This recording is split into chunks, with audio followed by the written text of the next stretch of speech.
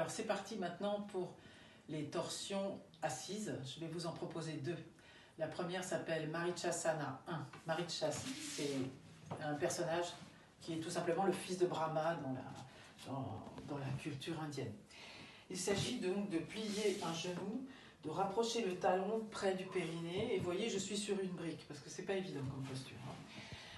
Vous avez un espace d'une main entre le pied et la cuisse.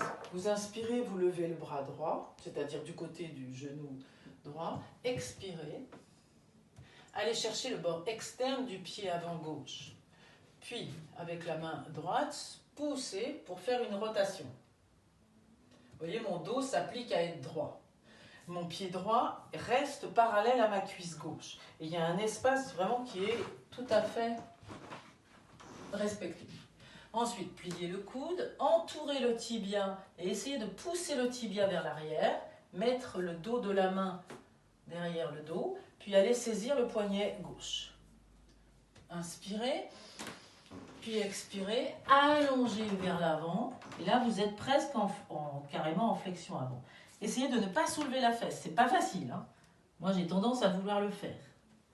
Et le talon ne doit pas bouger. Vous voyez, le talon ne doit pas aller vers l'intérieur. Il doit rester parallèle à la cuisse. Puis inspirez, revenez. Et de l'autre côté. Vous allez voir les deux côtés. Donc une main qui sépare le pied de la cuisse. Inspirez, levez le bras gauche. Expirez, allez vers l'avant. Saisir le bord externe du pied droit. Inspirez. Expirez.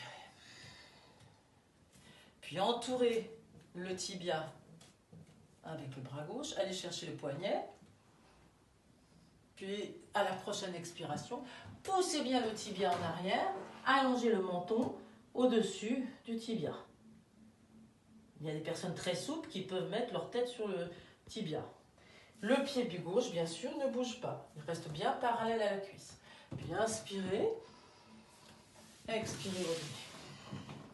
Il est évident que quand on manque de souplesse, vous avez la sangle qui vous permet, voyez, de pouvoir faire la posture. Et vous avez également une possibilité d'attraper la sangle si vraiment vous avez du mal, hein, puisqu'elle est quand même difficile cette posture. Ensuite, Marichasana 3, hein, parce qu'elles ont des numéros ces postures.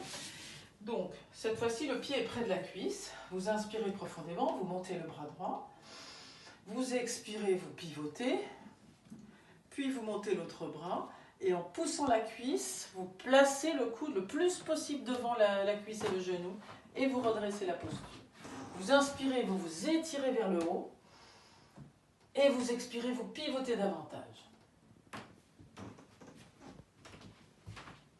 Cette posture est très sollicitante dans le bas-ventre. Donc quand on est indisposé, évidemment on ne fait pas ça. Je vous montrerai ce qu'on peut faire à la place.